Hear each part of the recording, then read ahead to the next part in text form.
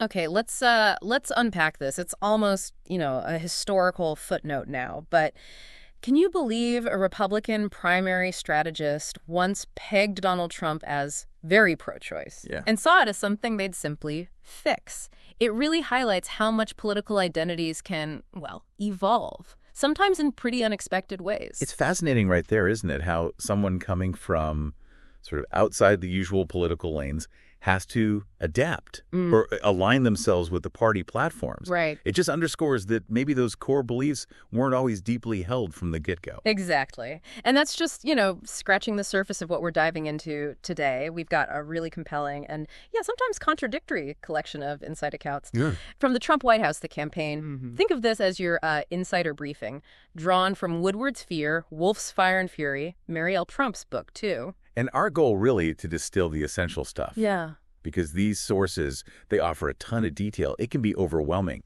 So we're here to pull out the key insights, those surprising moments, and just help you understand the inner workings without getting, bogged down in every little detail. Consider this your express route, maybe, to getting up to speed on a truly unique period in American politics. We're talking hundreds of hours of interviews, personal diaries, meeting notes.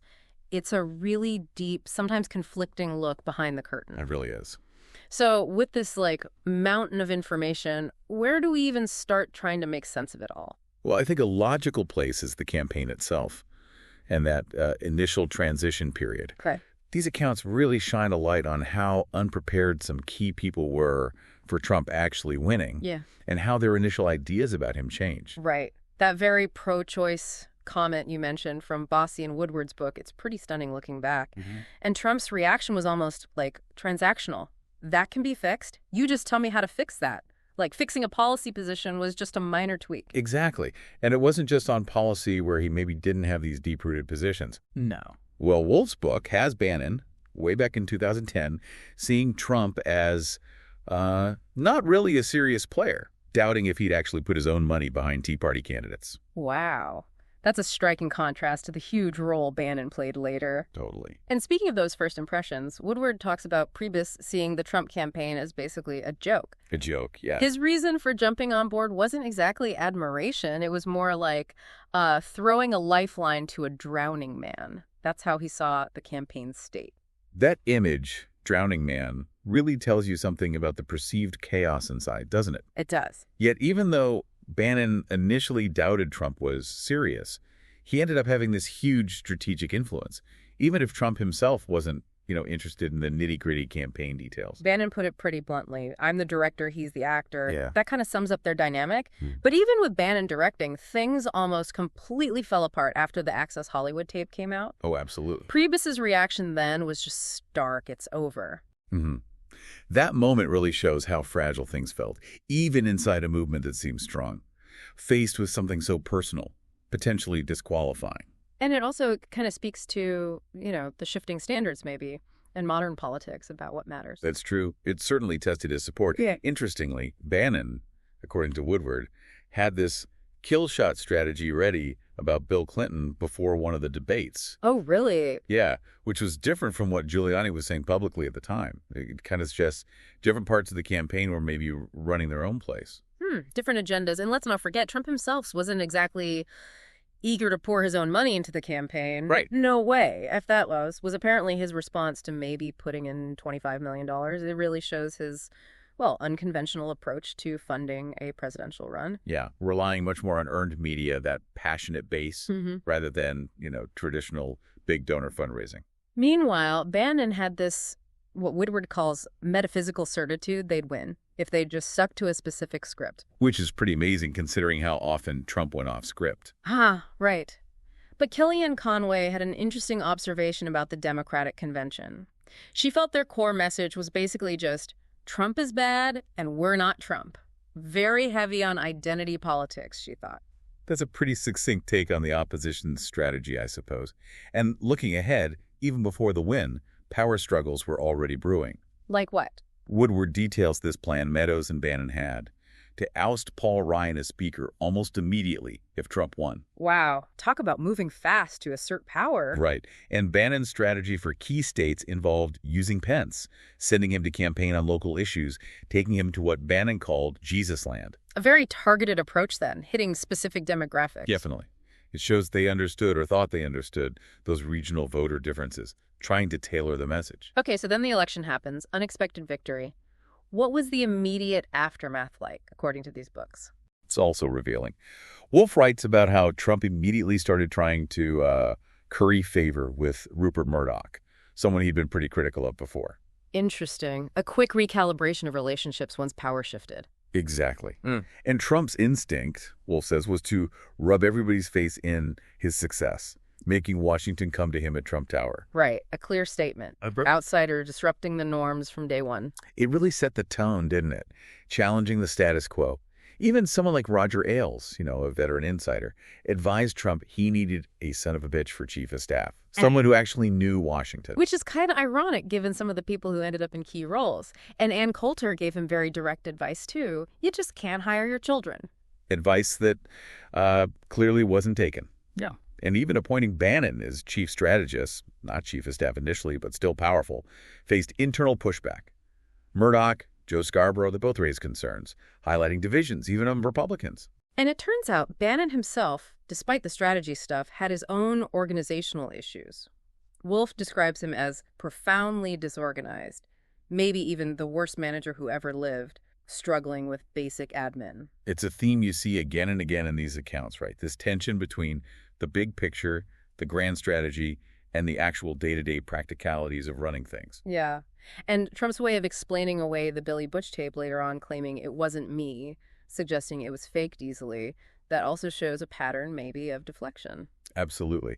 And Bannon's really blunt assessment of Trump, calling him a simple machine driven by flattery on one side and insults on the other, that really shows how some close advisors saw his core motivations.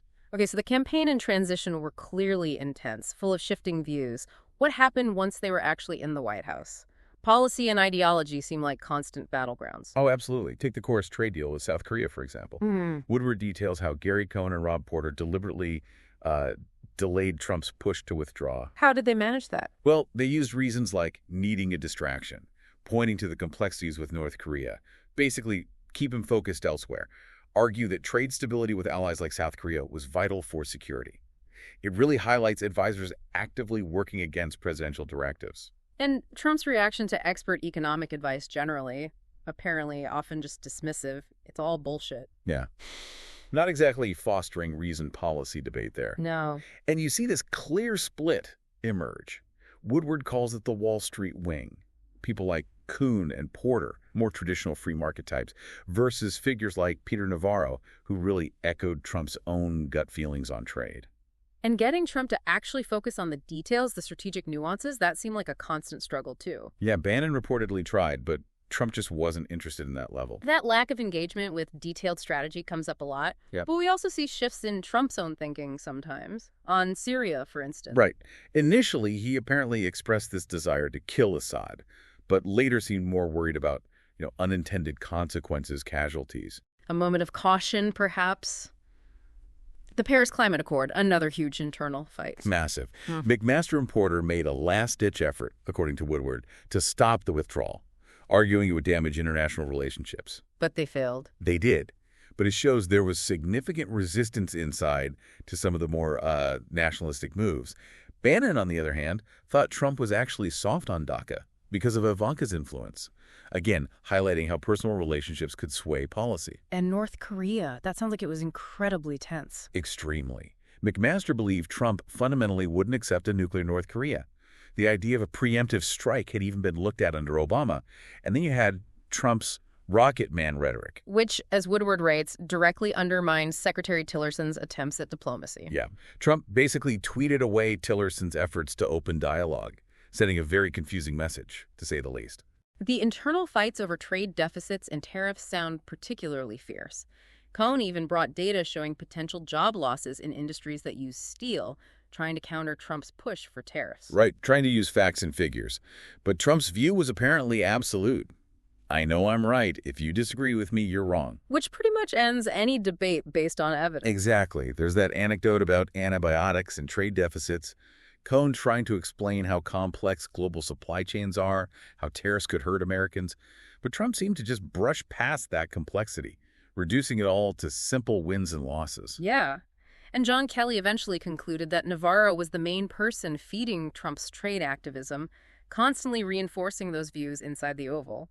It sounds like an echo chamber where different views really struggled. It definitely paints a picture of policy being driven by instinct and personal conviction, often over expert advice or data. It really sounds less like the art of the deal and more like maybe the art of internal conflict running the White House. Let's get into that turmoil, the personalities.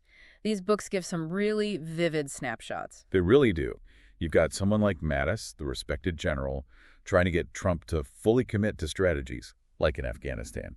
Then you have Tillerson, the experienced CEO and diplomat, gets so frustrated he reportedly calls Trump a moron behind his back. That's in Woodward, right.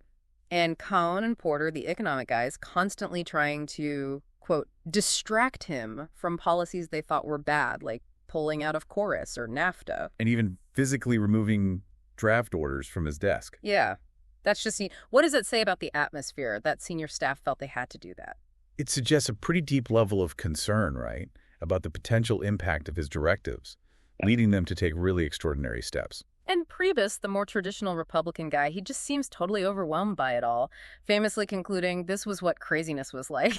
That feeling is echoed by that senior White House official Woodward quotes, expressing deep worries about Trump's erratic nature, his relative ignorance, his inability to learn, and what they saw as dangerous views. Pretty damning words from inside.